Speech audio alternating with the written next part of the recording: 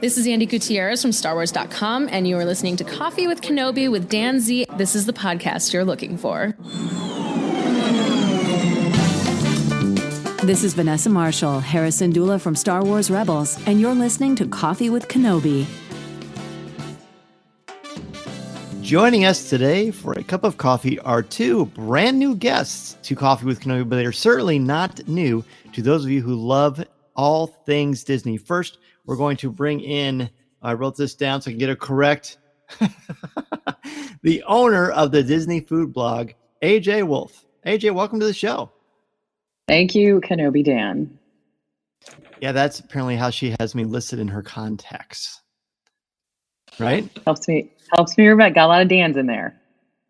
This clarifies this particular Dan. Seems prudent. Well, it's great to have you on the show. We met the night before our little voyage because Lucasfilm invited us to a special little get-together soiree, and you were talking, and I recognized your voice. I was like, wait a minute. And then you said your name, like, whoa, that was that podcast I love so much. And you were I think you were happy, and I'm glad because I really was a really fun podcast that I really enjoyed. So that was cool that worked out that way. I honestly thought when you two were sitting over there, I thought you were both Disney execs. Oh, hey, wow. How about that? Wow. Yeah. We are not. But I do have a cup of coffee. Well, I have a cup of tea here. Is tea allowed on Coffee with Kenobi? Is that cool? Tea is allowed. Okay. Who also is drinking allowed? Drinking it out of a Honey Dukes mug, which may be just too many fandoms. That's all right. It's allowed. Okay. Also joining us with allears.net is Molly McCormack. Molly, welcome to Coffee with Kenobi. Thank you. And for the record, I have you as Dan Z Coffee W Kenobi in my phone. So a lot of words.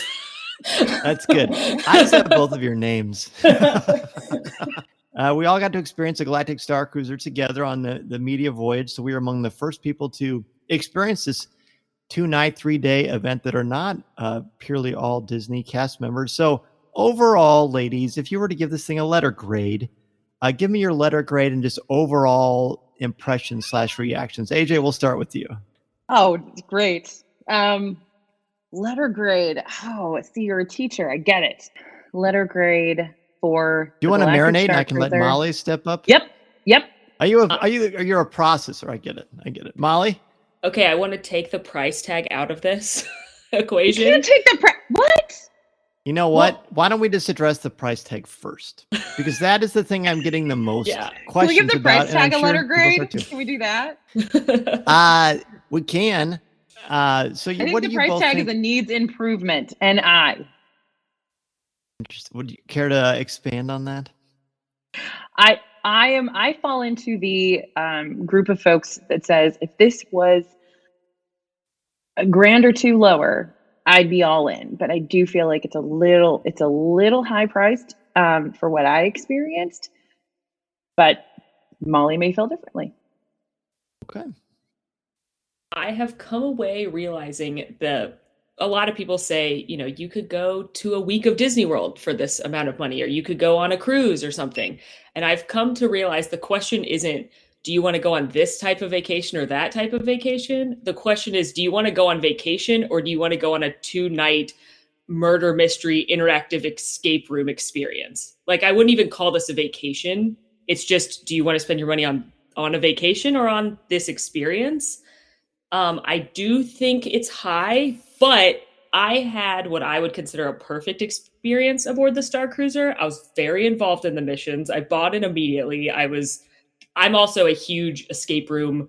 I've hosted like 10 murder mystery dinner parties at my house. I am the person that this was made for. So I think if I had that experience again, I would not have thought I overpaid, but I also would have struggled to pay that much to begin with. I respect that. Yeah. So I get this question. Besides, is it fun? That's the question I get. And I talked about this a lot on show 500. But to me, is it worth the money? Yeah, it is to me because I had a great time with my family. I think the important thing to point out about this, it is a premium price for a premium experience. I've been a lot of places and I've never done anything that is this particularly grounded in family entertainment. There's collaboration, there's teamwork. The murder mystery / escape room thing is actually quite apt. I hadn't thought about that before. And we, like Deanna, my wife, as you all know, she's not a big Star Wars fan, but she just wanted to experience it with us. She had a blast. She had an absolute blast. Now, she did say it's a one and done for her, but she said that she doesn't disparage anybody from wanting to do it again because it's so much fun. As far as the cost goes, look, it is expensive, but so is a Disney World vacation. So is a trip to Europe. So is a trip to Hawaii. So is a whatever. It's not a relaxing experience. It's an exhausting experience, but in the best way possible. We had a blast. I can't wait to do it again. I am going to do it again, but I'm going to budget for it. I'm going to save for it. I can't tell anybody how to spend their money or their dime or where they want to go on their vacation. If you're a little bit skeptical about it, you're not sure, then don't go. Other people would be happy to go in your stead. I think the focus on, is it too much money? Is it worth it? How could you know unless you've done it? We've all done it. We all have different sort of interests or proclivities in how we like to spend our dime. So that's good that we have different perspectives on this itself. Agreed. I mean, absolutely. Yeah. And I think that people are taking, I'm glad that we are able to give sort of a balanced view on this. And I think that there are a lot of folks online who maybe aren't giving a balanced view. But that's what we get up in the morning to do around here, is to tell people not if it's good or bad, but who it's for. Who does this make sense? Who does this experience make sense for? Who's going to be able to spend that money and not regret that they spent that money? Because that's a big thing we talk about a lot with Disney vacations in general, is the last thing you want to do is stretch your budget to the point that you have a horrible time, because all you're doing is thinking about how much money you're spending. And every little tiny thing that goes wrong is going to cause you to be, extremely regretful and have buyer's remorse. So if you fall in that camp, take an extra couple of years and save a little bit longer so you can genuinely enjoy this regardless of what your experience is, and not be like, oh, I didn't get to see this particular event on the ship, or I didn't get to do this particular, because you cannot do it all. It's impossible.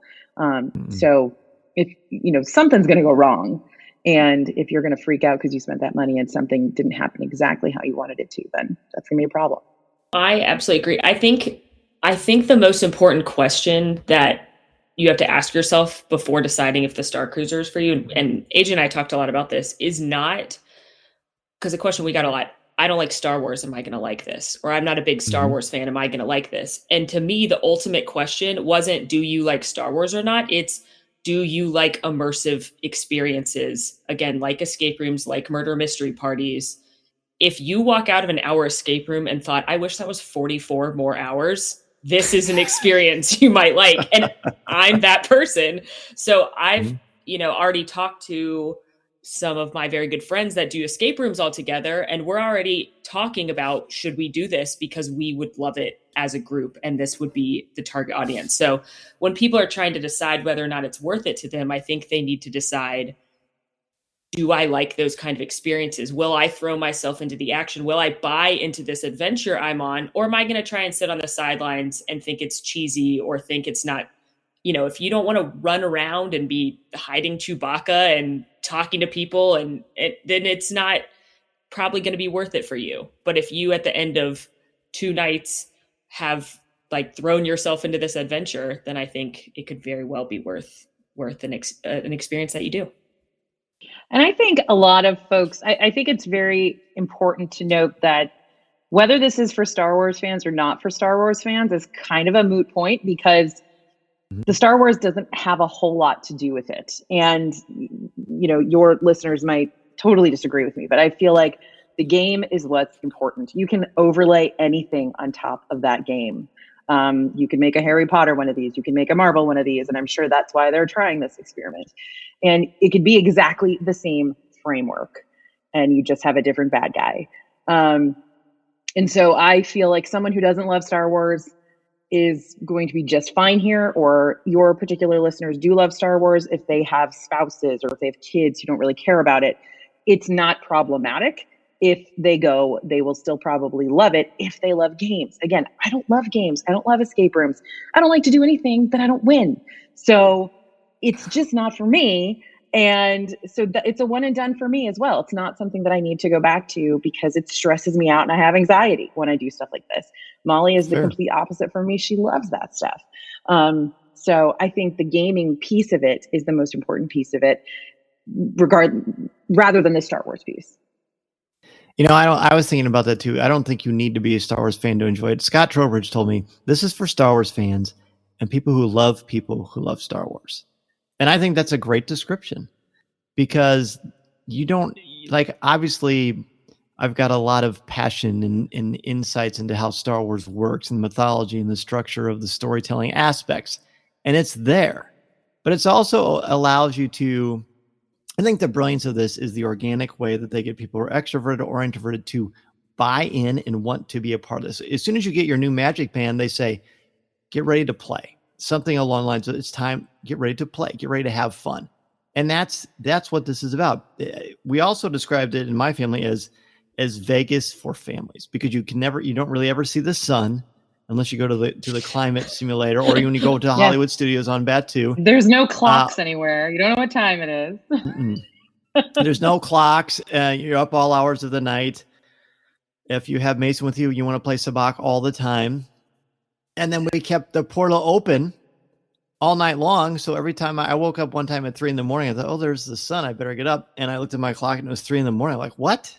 Because you really have no sense of it. And that's another nice perk of this too, is it really does put your cares away. Matt Martin of Lucasfilm said to me, I was here during Valentine's Day and during the Super Bowl, and I had forgotten about all of that stuff because you just kind of get submerged into this immersive experience. I feel like this is the immersion that we were promised on Batuu, but we never fully got.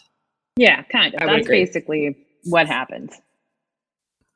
Yeah, I think it being Star Wars helped me buy in faster because it was a franchise I'm familiar with, but I agree that it could have been overlaid with it could have been, like AJ said, Harry Potter or Marvel or Jurassic Park. It could have been yellow versus blue. And if it was this immaculately presented, I would have been like, yes, go team yellow. We are going to get the blue. Yeah, like Molly was so into it. The other day. She's like, go team yellow. Like, I don't care.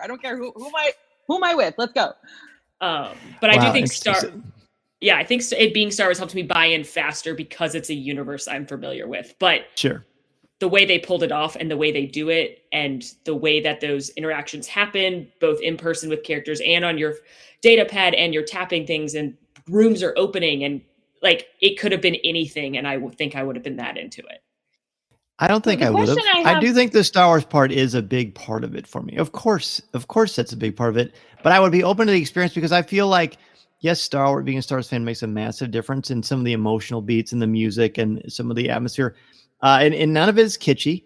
I feel like it's extraordinarily well themed. I mean, it's Disney, so you would expect that. But I feel like it's also for people who just like theme park experiences as well. Team Yellow and Team Blue wouldn't have worked for me. But Resistance versus First Order, yes. But I appreciate what you're saying there, Molly. So the question that I have for you is, because I'm getting a lot of comments on my YouTube video of people saying to me, this is for Star Wars fans who love Disney. This is not for Star Wars fans. So what's your take on that? Like, people are basically saying, if you are a real Star Wars fan, you will hate this. See, the term, when you put real and Star Wars fan into a sentence, that tends to create mutinous reactions from people. If I understand this correctly, I feel like there is a select small percentage of Star Wars fans who, when Disney purchased Star Wars, they had concern that Star Wars is going to lose its way. Because to me, critical thinking and intellectual honesty are paramount to being a solvent critic. You know, if you say no sometimes, it makes your yes have more weight. I don't love everything Star Wars. I've been very public about that for the almost 9 years of Coffee with Kenobi. But I do love this. No, and I figured that's what you would say, but I was very interested in how you're handling that, because, you know, Molly and I, we do Disney, and there are there are Disney fans who want Disney to be a specific way, and if they try anything else, it's, you know, this is anathema. This is not who Disney is.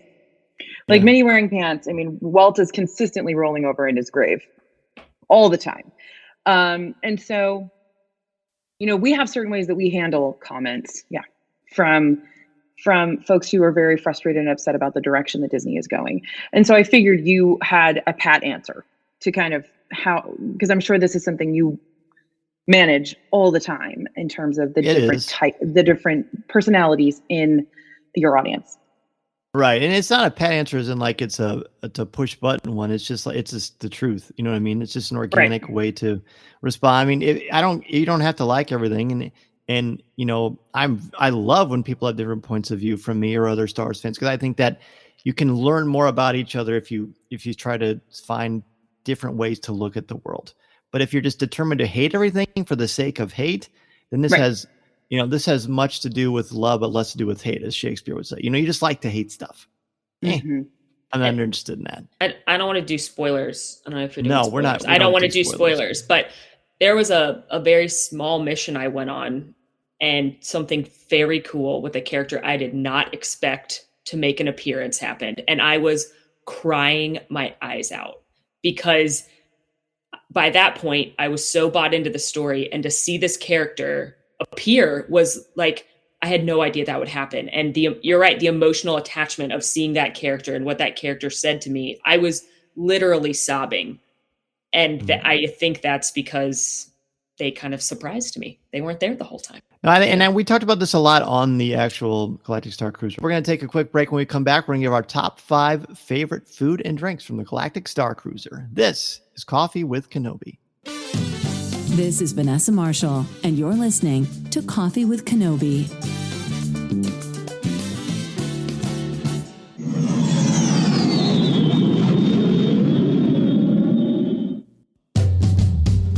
We are back. Now we're going to talk about our top 5 favorite food and drink options from the Galactic Starcruiser. So, AJ, we'll have you go second so you can marinate, if you will, on your decision. I told you I have notes, Dan. You have notes. Okay, you can go first. Do you want to go first? No, that's okay. I'll go second because I want to see what Molly says and what you say, and change my answer accordingly if necessary. Interesting. Yeah, we may have some overlap, but that's okay because we're going to explain them differently. They're going to land for different reasons. So, Molly, go ahead and give us your 5th favorite. My 5th favorite is, I'm kind of cheating a little bit, Dan, because I wanted to say more food than 5 because I really liked the food. We can do honorable mentions. We'll do honorable mentions. But my number 5 is just all the pizzas. All the pizza. Really? My favorite was probably the breakfast pizza, but like AJ said, we do Disney a lot. And one thing Disney does terribly is quick service pizza. The like round puffy pizzas from Pizza Rizzo and Pizza Fari are notoriously on my not my fave. I just don't. They're on my skip list. Oh, they're always on my don't eat list. There is one on the kids menu. The first night has a puffy pizza, so that's the one pizza that does not fit into this. Yeah. But all the pizzas that you pull off of the buffet, they had a breakfast pizza on day 2. They had a pizza that had like masala, Indian curry flavors with paneer cheese. They had one with pesto. They were all great. The crust was awesome. And I talked to one of the chefs, Chef Brian. He said they have on the Halcyon a wood fire pizza oven, and that's why they're all so good, because they're doing it right there. So all the pizzas, because 1, it was pizza, so I feel like everybody would like it, but 2, they used a lot of kind of unusual flavors, like again paneer cheese and masala chicken, and they were awesome. So that's my number 5. Yeah, I feel like it would be hard to create. I mean, every time they open a new restaurant or a new experience, there's always going to be new foods, and they always try a lot of different things because everybody doesn't want hamburgers and pizza and bologna or whatever you would get. Ugh. So that, I think that's an interesting challenge we all talked to the chefs about, and it's interesting to see. That's a good one. I know Mason, as I said, was a big fan of all the pizzas. The breakfast pizza was particularly good. AJ, what about you? What's your number 5? Okay, my number 5, and I have taken pizza off my list because I do love the pizzas too, but my favorite pizza will go into a honorable mention. But my number 5 are the asteroid bites, which are the little chocolate cookies with Rice Krispies on them. They're not Rice Krispie treats. They're like no bake chocolate cookies with Rice Krispies on them. They were a snack that you can get on the little snack counter on the second day. Oh, I didn't have that. And I basically counted the number that I stole today, and I have about 10 of them that I stole and brought home. So they're excellent, and you don't miss them, please. Well, now we know why I didn't try them, because you took them all. I didn't take them all. Just every time I passed, I grabbed one or two more and I put them in my bag. So I never took them all. They were all available in there, and they should have given you one in your car when you left. There was when we left the Starcruiser and they brought our car around, they gave us little bottles of water and a little asteroid bite in a little cellophane bag with and that was kind of a parting gift that was in our car when we left. So. Oh, that was really nice. We were on the bus because we ordered the contemporary, so that's why I didn't get that. Or maybe because you took them all. Oh, good. All right. So my number 5. Okay. We were uncertain of the official name of this. I thought it was dipped tip yip chicken. What did you guys say that it was? I said it was tip yip with noodle cheese. Noodle cheese. Any way you slice it.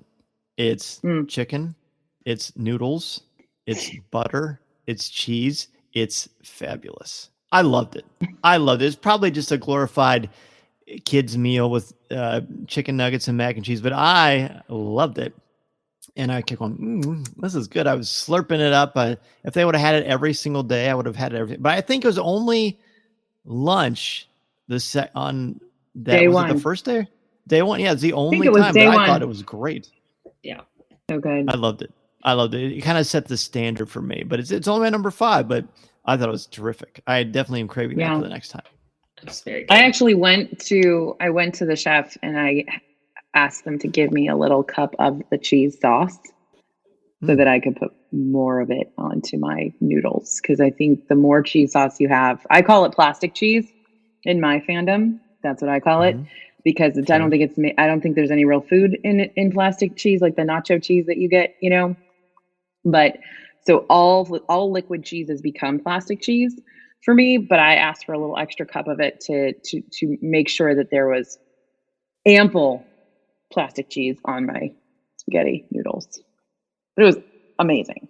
It's great. So it's great. It's I think it's better than Kraft mac and cheese. I don't know if that's a compliment, but it is to me.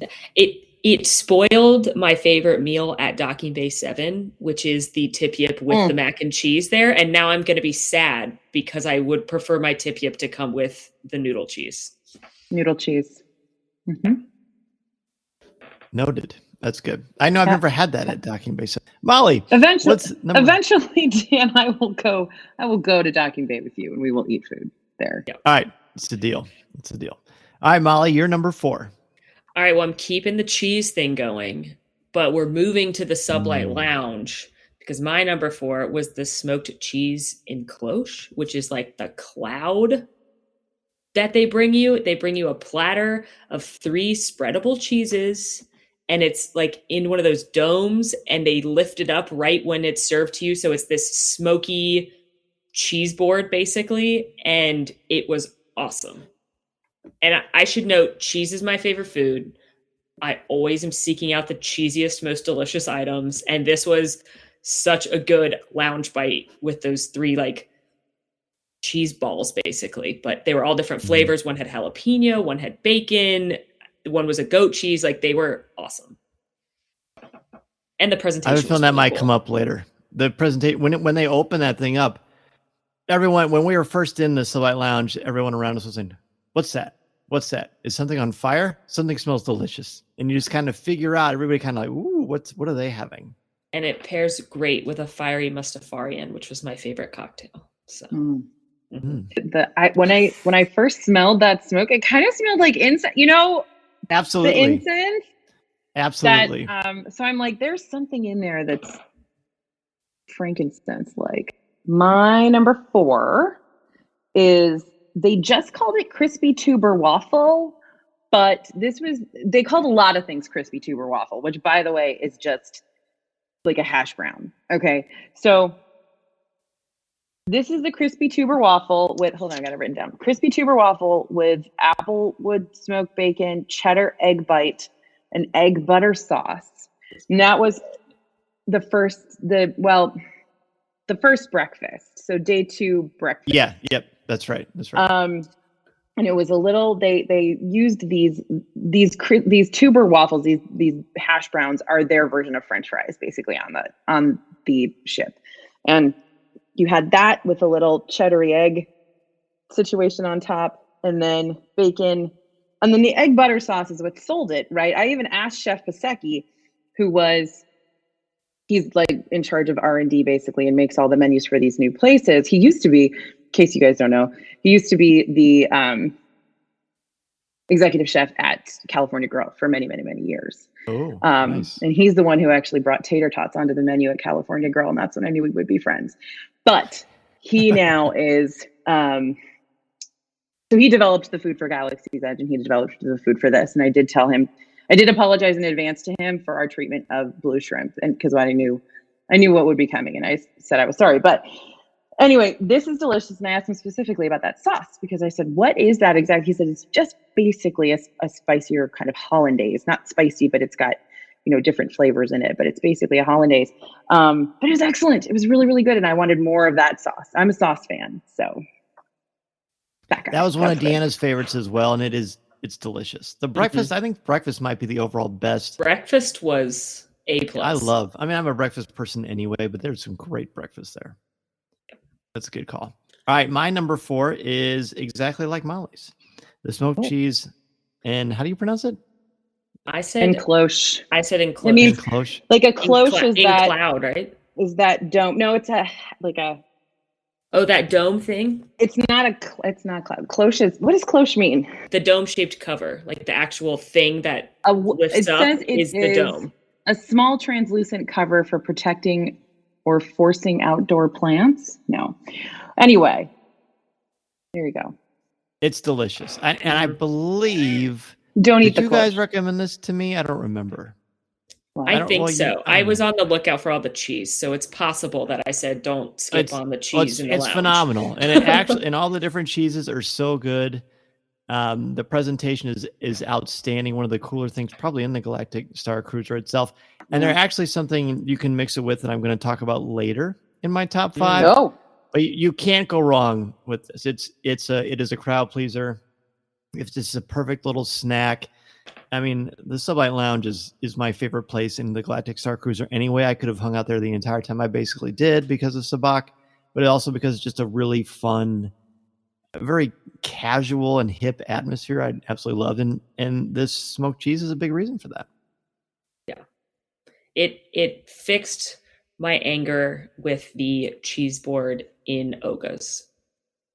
So this is we'll have to have you both on for we'll break down Oga's and Docking Bay 7. All right, let's go to number 3. Molly, what's your number 3? Okay, I'm cheating again. I have a tie for number 3 because I couldn't decide. These were both from lunch day 1. And it was I want to make sure I say it right, the grilled cheese takeaway and red fruit dipper, aka the grilled cheese bubble waffle with tomato soup, and the pork and cheese takeaway. And I feel like someone else is going to talk about the grilled cheese, but I would like to specifically highlight the pork and cheese takeaway because it was basically like a little ham and cheese sandwich. But what made it great was the bread was pão de queijo, which is Brazilian cheese bread, which is, it's basically just like tapioca, starch, and cheese make it. And like bread made of cheese. Yeah, and you can buy it like at Costco and put it in your air fryer, or they sell them at the Brazil booth at Food and Wine. It's one of my favorite bites every year at Food and Wine. And they put a sandwich on it, and it was like amazing. And there was a lot of really good ham on there. That was good ham. Good salty ham, cheesy bread. It was awesome. That grilled cheese tomato soup combo, with the official name for it, that was outstanding as well. That's in my honorable mentions. It's great. And I perfectly flavored and toasted. Yeah, it blew my mind that was a grilled cheese. Like when you bit into it, it really did taste like a buttery grilled cheese, even though it looked like a waffle kind of. I agree. But yeah, I'm realizing Neither of those is on my list. Neither of those made my top 5. Yeah, I'm Same. also realizing that 4 out of my top 5 are cheese based. So Well, there you go. You know, at least you're on brand. yeah, there you go. Yes. All right, AJ, number 3. Number 3, I'm sorry to steal this from you, Molly, because I know it's probably in your top 2, is the cheeseburger pod. Oh yeah. Like we had, like the cheeseburger pod did I not get make it. my top 2, but so there is a thing, Danger, called a cheeseburger pod that is in Animal Kingdom at Satuli Canteen and on Pandora. And it's basically a bao bun. It's actually Joe Rohde's family recipe. It's a bao bun with all the ingredients you would need for a cheeseburger inside it. So it's like a, cheeseburger or like burger, pickle, cheese, onions, ketchup, mustard, everything you would need just inside a bao bun. And it's delicious. It's on the kids. It was originally on the adult menu. Then they moved it just to the kids menu. Now it's back on the adult menu over at Satuli Canteen. Anyway, the brilliant chef Brian Pasecki decided we need the same thing on the Galactic Starcruiser. So they basically Molly spotted it the first night on the kids menu. She's like, I'm sorry, excuse me. This is a cheeseburger pod. What's it called, Molly? It was called, I think, let me pull up the kids menu. While you're pulling it up, when was this served? I don't remember this. Was it one of the So it's on the kids menu both nights at dinner. Oh, okay. But anyway, so while she's pulling that up, yeah, it's on the kids menu first night, both nights at dinner, and so it's a cheeseburger pod, truly delicious. I mean, it tastes just like a cheeseburger. This one, I think we decided had a little more cheese in it than the one at Satuli Canteen, so we actually like this one a little better than that one. I have it pulled up. They call it the Ched Cheesy Beef Spiral Dumpling. And the reason it's so good, because I asked the chef at the media event, is it's that cheese sauce from the noodle cheese is the cheese from the noodle inside cheese. of it. No way. And he told me that the real way to eat one is to get an extra side of the cheese and then dip it in there. So that is what I will be doing on my next venture onto the voyage. Halcyon. All right. So we were super jazzed to find the cheeseburger pods, and so that's my number 3. We didn't have that because every time it was a kid's meal, Mason's like, I'll take the pizza. So that's what we got every time. Well, just a quick note too, though, is that because this is a cruise, all of your food is included, so you can order everything. Which we did. So we ordered the entire kids menu both nights. So that's that was smart. That was a good call. That's what we do, and all paid right. off. And it works. It works. I thought I tried almost everything, but apparently I did not. I'll have to keep that in mind. So my number 3 almost became my number 1 until a couple other things happened later at the lounge. But my number 3, Matt Martin said to me, "Have you tried the green beans?" And I said, "No." He goes, "Seriously, dude, try them. They're great. Crispy, dried green beans, comes with a little dipping sauce. If you take the green beans and you dip them in the cheese from my number 4, and it's a great combination. Molly, you got to try that when you go back on. Will. It's unbelievably delicious. But even by themselves, I mean, they're just dried out green beans, and they're great. They don't even taste healthy. They're probably not. But they're so good. Everyone in my family loved them. Every time we went in there, we were sure to get them. And like you mentioned, this is all part and parcel. Unless you're getting alcohol, everything is included. So you may as well get them. If you don't like them, then give them to somebody else because they're going to like them. They're very, very, very good. It was this between this one, my second, and my 1. They're all very, very close together. So I could have taken either of them in any order and been equally happy. Yeah, those were good. Yep. The lounge bites. Those were good. Don't sleep on the lounge bites because they were all great. Honestly, the lounge bites is the best bang for your non-existent buck in the Starcruiser. Like, I think that's the best place to eat anywhere. 4 of the 5 things on my list are from the lounge. So I already know one. AJ's maybe number 1 is a lounge bite. Well, one of my number 1 is one that you all recommended to me. We'll get to that. All right. All right, Molly, back to you for the number 2. All right. I did not think I would like this, but it's the meteor egg from breakfast day 3. So the second breakfast. And it's a soft boiled egg wrapped in sausage and then fried. It's basically a Scotch egg, but I don't like Scotch eggs that I've tried in the past. But whatever the batter is that they use to fry this in. Oh, I think AJ knows. Did you figure it out? It literally says on the placard, cake batter. Yeah, it tasted like funnel cake. I said that on camera. It It tasted says like funnel cake batter. So I think it's funnel cake batter that they fried it. It has a little bit of sweetness to it. And then I love a runny egg. So you bite, I mean, it's so messy. It's like was all over me because I eat like a child anyway. But it is like egg yolk everywhere because it's a runny egg. And then you've got like a little bit of spicy sausage and then a little sweetness from that funnel cake batter. And it was awesome. I could have eaten 15 of them. They were so good. I didn't know that was on the menu either. Was I on the same cruise as you too? Breakfast day 2. I know it's like you're tired. There's a lot of options. Breakfast day 2, everybody looked like a zombie because, everyone was exhausted from this 2-day adventure and the, big event. And it's like, Sammy, stop texting me. Jeez. Yes. Like I'm trying to eat eggs. I know. But it was. Don't want to keep the stormtroopers from going in the brig, Sammy. Just let me eat my meteor egg. It was so good. That's good. But notice, I'm writing just an these things FYI, down. they serve that with like a mustard sauce, which that killed it for me. I did not like the sauce on that one. What you could do is you could ask them for one without the sauce. Now that you know, like you could. True. If you don't, you could have said, "Hey, turmeric." But you wouldn't have known if you hadn't listened to Coffee with Kenobi today. That's right. I think it said turmeric mustard or something. But yeah, it definitely had a mustard sauce, which I didn't mind. But mustard on a funnel cake, I don't know. I don't like mustard in general, so I would definitely prefer it without the sauce. Yeah, but as a pro tip to your listeners, if you see something that's sauced and you're thinking, I don't know about that, just ask them. They'll get you one without sauce. Noted.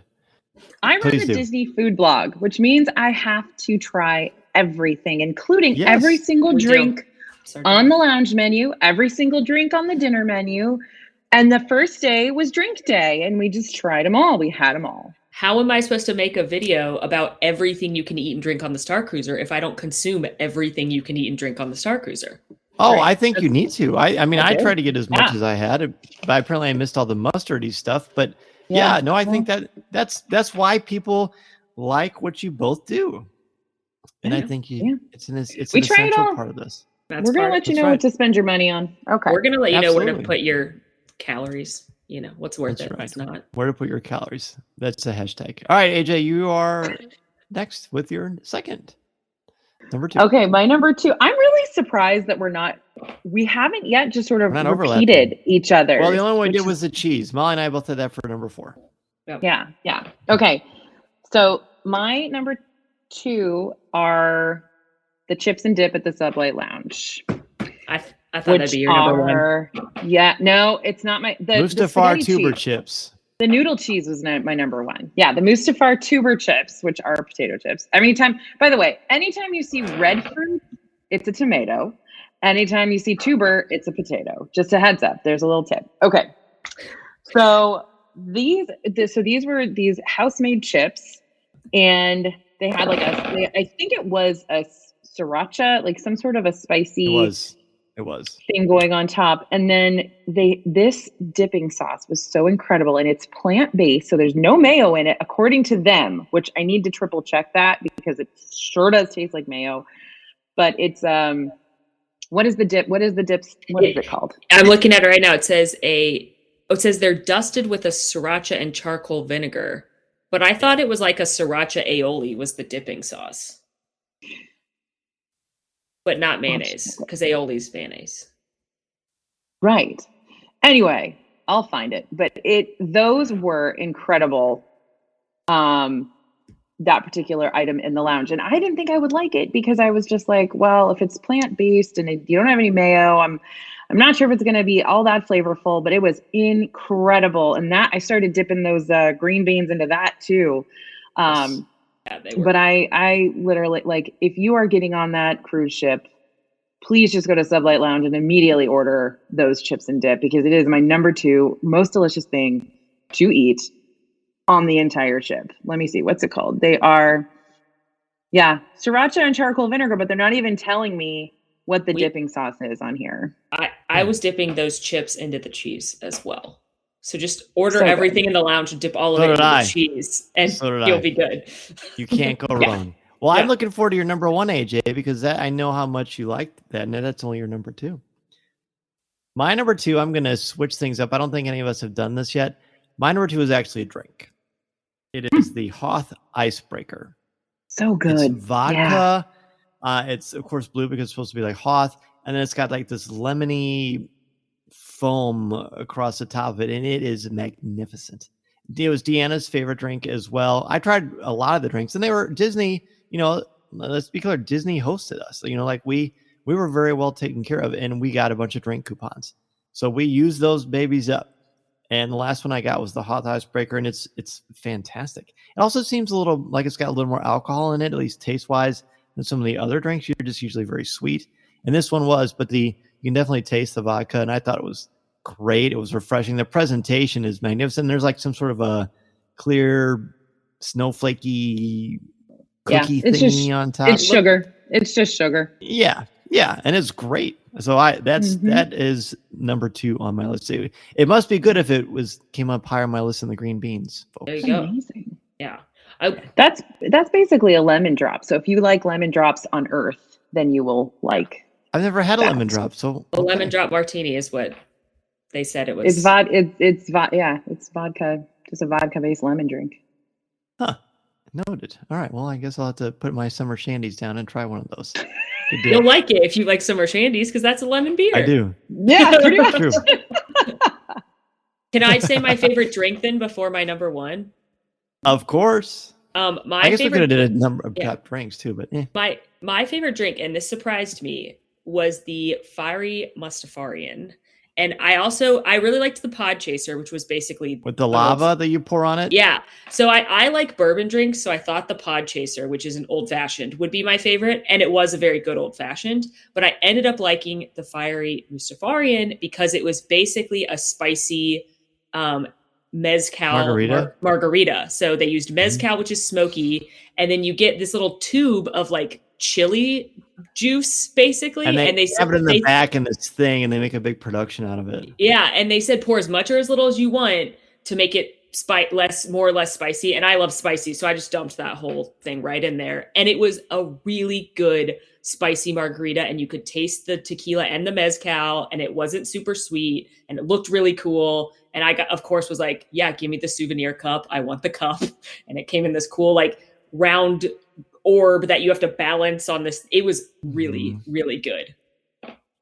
I had that, and I dumped the whole thing in there too gradually, and I didn't think it was spicy at all. I like spicy stuff. I thought it was great. It was really good. Yeah, it was awesome. All right, well, give us your number one. Okay, my number one were the spiral dumplings from dinner night one, with a special shout out, as AJ pointed out, to the Ched cheese beef spiral dumpling, which is the cheeseburger pod, which I should say in Pandora, I eat them so frequently that the cast members welcomed me back. When I go to Pandora, they're like, oh, you're back again, cheeseburger pods? And I'm like, yes, that's how much I eat cheeseburger pods. But the spiral dumplings are the appetizer for your night one dinner.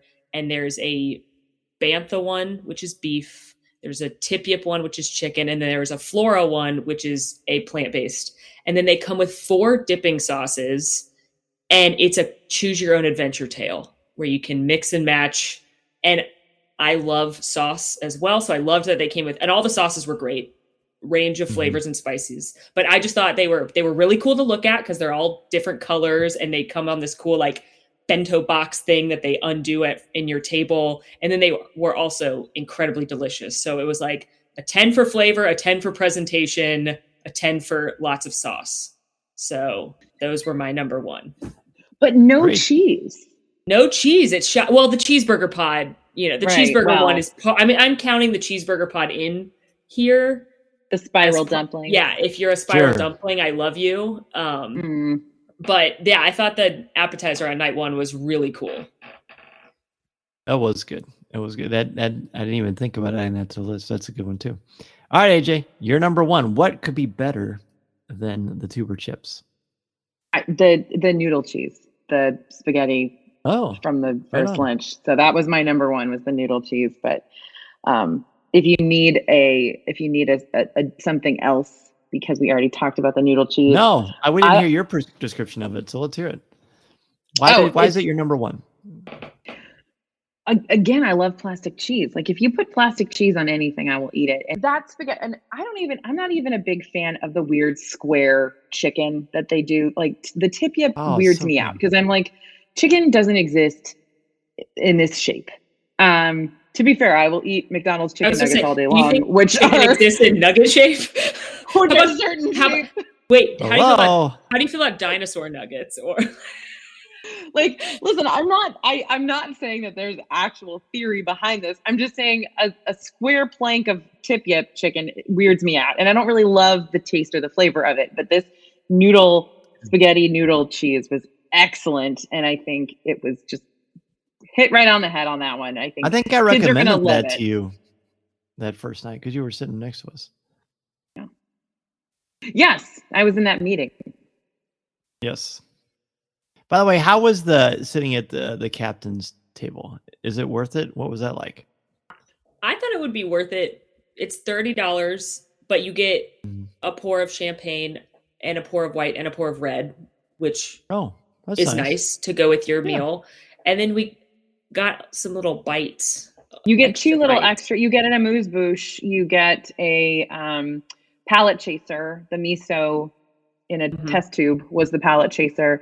And then you also get an extra kind of dish right before your dessert. So you get like 3 extra dishes. And then you get a little extra dessert thing too. That there was like a chocolate that you mashed open and it had some green stuff in it. Yeah. Yeah. I honestly would pay $30 for that all day long. I thought it was really fun. Now the captain only comes and sits there for a short time and then she leaves.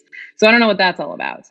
She got things to do. She comes and she learns your name, and then, things happen at dinner, and then she's out. So, but for the extra food, the drink pours, and, feeling fancy sitting there in the middle of everybody, like that's cool. I'll pay $30 for that. I thought it was good. I did too. How was the wine? Was it just like a Pinot or what was it?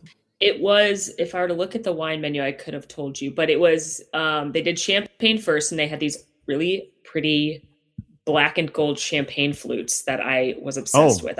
Did you see the coffee mugs they bring out? The black and gold coffee? I didn't, but I wanted to smuggle one off because I love plates and dishes and setting the table. So I was like, where did they acquire these? What planet are these from? Plates and dishes are the best. I'm a big fan of plates and dishes. Oh. Did you smuggle one off? No, this was in the gift shop. Oh, yeah. Oh, I'm going to get one of those. Molly's going to buy one of those for me when she's... I have a shopping Molly list. has a long list of shopping to do when she's back on. Are you going on the first one on Monday? Yeah. Tuesday. Tomorrow? Yeah, Tuesday. Oh, it's Tuesday. Oh, yeah. Today is still first. February. Yep. Yeah. Well, I can't find the wine list right now. No, I think it was a fancy glass of red and a fancy glass of white. I think we announced it. They were pretty small pours though. Like it wasn't like a 9-ounce glass of wine. It was like probably 3 ounces. I mean, it was real small. Yeah. Right. But still, that's kind of neat. All right. That's good. That's good to know. Because every time I looked over there, it didn't look any different from what was going on at our table. But our table was the fun. You definitely get extra stuff. You get extra stuff at it. So that's cool. Cool. And shout out to cast member Brian, who was our server at the captain's table, because he was awesome. And he was so good at explaining the food. We were super sad the next day when we didn't have Brian. And so we yelled at him every time he passed that we missed him. I was expecting to have the same servers every time, like on a cruise, but that definitely was not the case. At least not for the media cruise that we did. All right. Well, it's still my number one, isn't it? Mm-hmm. My number one was already mentioned.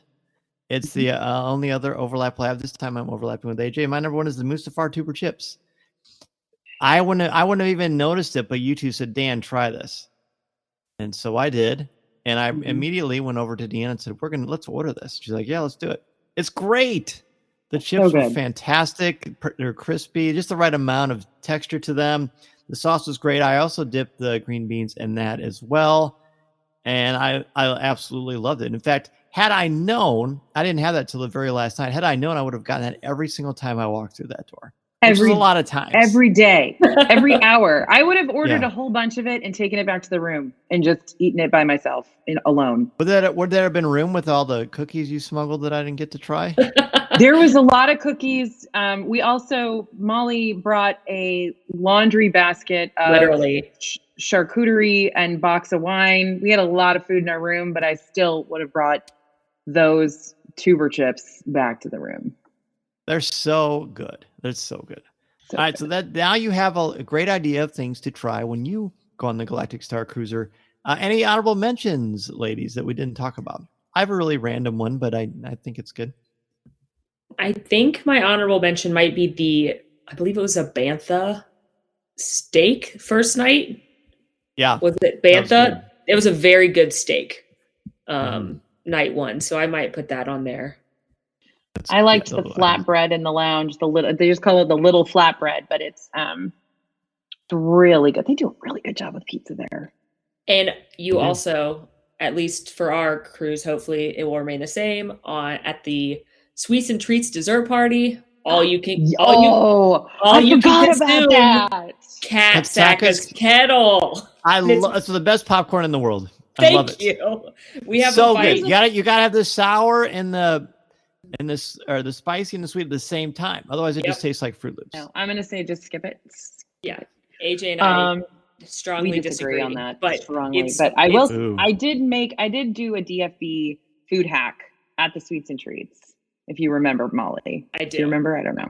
I do. So there are those little brown butter chocolate chip cookies that they have. They have them for, I believe, lunch, but they also had them at the Sweets and Treats. And then they had what they called a amethyst cream or something, which is literally just whipped cream in a big spiral. But if you get the brown butter chocolate chip cookies and you put the amethyst cream in between and you put another cookie on top, so you have like a cookie sandwich or kind of a whoopie pie that's not a real whoopie pie because it's not cake. That was really good too. So use the amethyst cream as a dipping sauce for your cookies. Yeah. Noted. And all of the muffins and all that kind of stuff. I thought all the breads. Stuff was really they did a good job with the breads. Yeah. Yeah. So I guess I should have asked you this: how would you, since you're theme park food aficionados, what letter grade would you give the Galactic Starcruiser's food overall? I think I would give it an A. Not an A+, but an A. That's still pretty good. There's always room for improvement. Fair. AJ? I think I would. Molly, you feel free to explain your grade if you want to.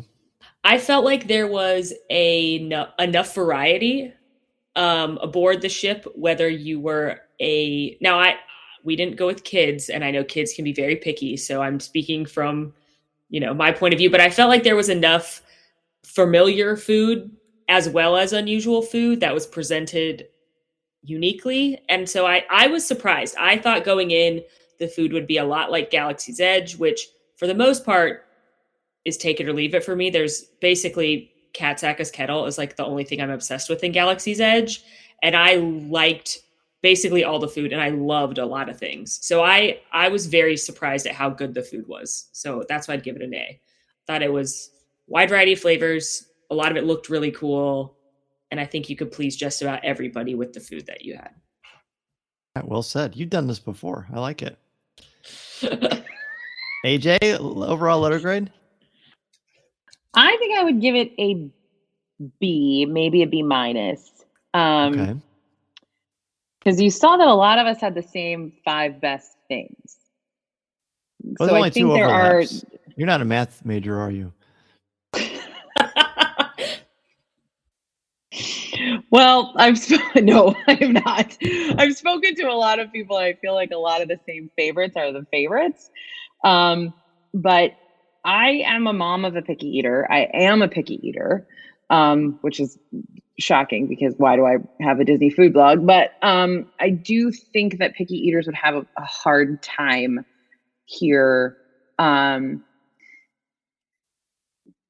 they'd probably be eating the same things over and over again, which is okay.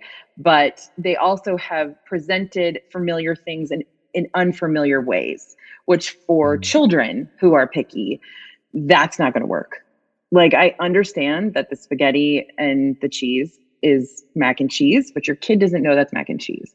And if it doesn't look like what they recognize, then that's why I thought the first night kids dinner had a regular cheese, a puffy cheese pizza, a regular Disney puffy cheese pizza, which is what kids are going to like. And they're going to get that. They're going to understand that. It's going to make sense. But I do kind of feel like for picky eaters, it's going to be hard, and you're going to have to sort of change your mindset of what this is going to taste like. So I'm going to give it a B minus. There was definitely stuff on there that I don't want again, and I wouldn't have probably paid for it to buy it. So yeah. Fair enough. See, Mason certainly not picky. He likes everything, but he was very happy. My wife and I have, so my wife likes to dine. She likes the experience. She likes the presentation, which is certainly outstanding on this ship. And she was very happy with it. I'd ask her for an overall letter grade. I should do that. But for me, I just like to be full. That's my goal, to be full. And I was full the whole time. I would probably give this A minus, a B plus overall, because it's not like there's stuff there that I'm craving besides the 5 things that I mentioned. But I didn't leave thinking, oh, I can't wait to eat McDonald's. Well, I don't feel like that because I'm not 12. So I think that it was fun and I enjoyed it. And one of the things I will be looking forward to is the things on my list. And I'm certainly going to try the things that 2 of you mentioned as well. But I feel like you'll leave happy and full, and those are important things. Yeah. And I'd like to mention, like, I didn't. Oh, I do have honorable mentions too. I didn't dislike much, which I think is part of the reason I gave it. There was a lot of things, obviously I had favorites, but there were very few things I actively didn't like. And they were things like shrimp cocktail that I don't like on Earth. So I'm certainly not going to like it when it's blue in space. I ate it, but my wife says you'll eat anything if it says Star Wars. That's true. I don't like shrimp cocktail, regular colored shrimp cocktail. Yeah. So there was very few things that I didn't care for. And it was stuff that I don't like in general. It's not like they made a bad version of something I normally would enjoy. Right. I like the avocado toast thingy, whatever that was called. That was very good. And I also liked, it seems very like ordinary, but I like the waffles. I mean, it's because they had the chandelier. You can't go wrong with there was something, I mean, I'm normally not a big waffle person. They're just pancakey, but I really thought this tasted a little bit different. And I don't know if it's just in my brain because of the cool symbol on it, but I really liked it. It's, to my knowledge, the same batter as a Mickey waffle, which are that's why I like it. Scientifically proven to be the best waffles in the world. They're swell. Yeah, absolutely. Yeah. So. Yeah. Wow. Yeah. Yeah. They have a malted milk mix in them, which is why they taste so good. And you can make them yourself. You can buy it on Amazon. Really? Mm-hmm. Well, it's called Golden Malted. Golden Malted. All right, cool. Well, I'm going to definitely look into it. Well, another thing I'm looking forward to is chatting with the both of you again on Coffee with Kenobi and wherever our paths may cross in the Disney future. But Molly, before we let you go, first of all, thank you both so much for being on Coffee with Kenobi. Thank you for having us. Thanks for having us. Although you don't really drink coffee, so I think it's all a sham. No, I do. Well, I didn't see you drink any coffee this whole time. Well, this is actually Coke Zero. By the way, I am so excited. You guys have been to Disney a lot more than me. I'm so excited that Coke Zero is a fountain drink option. That's the greatest. I haven't had that more than the green milk, which I like the green milk. So that was surprising. I feel like the most underrated thing on the whole ship is the all you can enjoy sparkling water in the lobby, because I drink like 15 LaCroix a day. So the fact that I could just get as much bubbly water as I wanted, whenever I wanted. That's pretty much all you need to know about Molly, is that she drinks 15 bubbly waters. It's that all of your listeners just turned off the podcast. That and 10 gallons of iced coffee are what fuel me through my life. So they could do coffee in space. They need better space coffee. That's called CAF. It's called CAF. Well, they need iced CAF. CAF. It's called CAF and then decaf CAF. They need iced CAF. I had to smuggle my own on board. So that's why those Yeah. alarms went off. I thought it was because Yeah. of the first order. Apparently that No, was wrong. Well, it Molly, was- please let everybody know where they can find everything you've got going on online with allears.net and wherever people can reach out to you if they want to ask you any questions about the Galactic Starcruiser or Disney food in general. Yeah, so our website is allears.net. We've got every planning tip you'll ever need for Disney World, Universal, Disneyland. All of our social and our YouTube is allearsnet, one word. So if you go check that out, you'll see my face quite a bit. And feel free to send us a message on there, on Instagram if you have any questions. And check out our YouTube videos covering the Galactic Starcruiser. And their coverage has been amazing. Really Thank you. awesome. Thank you. You bet. AJ, what about you? Well, you can find me on YouTube at DFB Guide. You can find me at DisneyFoodBlog.com, Disney Food Blog on all social platforms. And if you're going to Disney World for the first time or the 50th time, pick up our guidebook at DFBstore.com. It is 1,000,000 pages long and has every single thing I know about Disney World. This podcast is not endorsed by the Walt Disney Company or Lucasfilm Limited. It is intended for entertainment and informational purposes only. The official Star Wars website can be found at www.starwars.com. Star Wars, all names, sounds, and any other Star Wars related items are registered trademarks and/or copyrights of Disney and their respective trademark and copyright holders. All original content of this podcast is the intellectual property of Coffee with Kenobi unless otherwise indicated. This is the podcast you're looking for.